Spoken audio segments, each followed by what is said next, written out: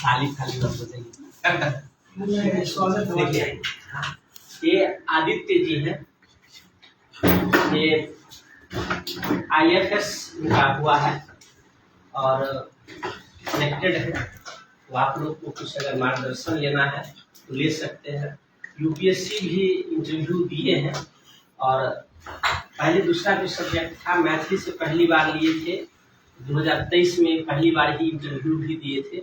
तो मैथिली में भी आप लोग गाइडलाइन ले सकते हैं। और अभी 2024 का जो बैच था उसी में IFS में हुआ है।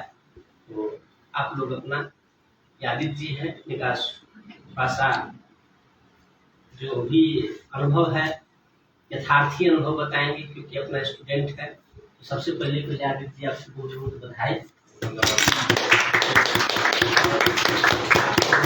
अपना यथार्थ अनुभव जो भी हो, क्योंकि हम कभी भी किसी स्टूडेंट को ये नहीं कहे हैं कि आप जो है ना ये कह दीजिए वो कह दीजिए। आपको जो भी लगे यथार्थी बताए, ताकि लड़कों को जो है ना यथार्थ मार्गदर्शन मिले, गुमराह वाली बातें नहीं हो। क्योंकि मार्केट में ना लोग बहुत सारा लोग ले आते हैं और लंबी लंबी बातें कि हम 50 घंटा पढ़ लिए तो ये कर लिए वो कर लिए, ऐसा वैसा।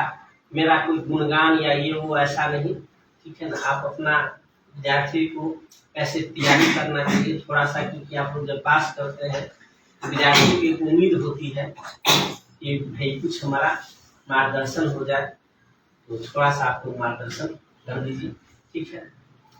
तो हम तो बाहर बैठते हैं, क्योंकि हमारे बैठ रहने पर होता है ना कि कुछ पूछना चाहे तो हमें इस बात का नहीं रहता है कभी भी गलत बात जो है ना हमारे बारे में बोल देगा, ऐसा हमको भय नहीं रहता है। क्योंकि हम कभी भी किसी स्टूडेंट के साथ गलत करते ही नहीं। जो यथार्थ को उसी के साथ जीते हैं, कोशिश करते हैं आप भी यथार्थी बताइएगा, ठीक है। फिर से आपको बहुत बहुत बधाई, ठीक है। यथार्थ मैथिली